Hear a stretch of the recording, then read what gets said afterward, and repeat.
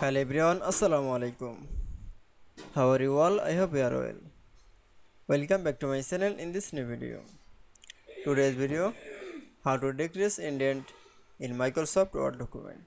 So let's started. At first open your Word document file. Firstly, then I will show that in this video I will show step by step on how to decrease indent in Microsoft Word. Indentation is essential in problem is formatting is document in MS Word. Now click for the any word is the mouse cursor. Now going to the home menu option. Now click for the decrease option. Then click for the decrease.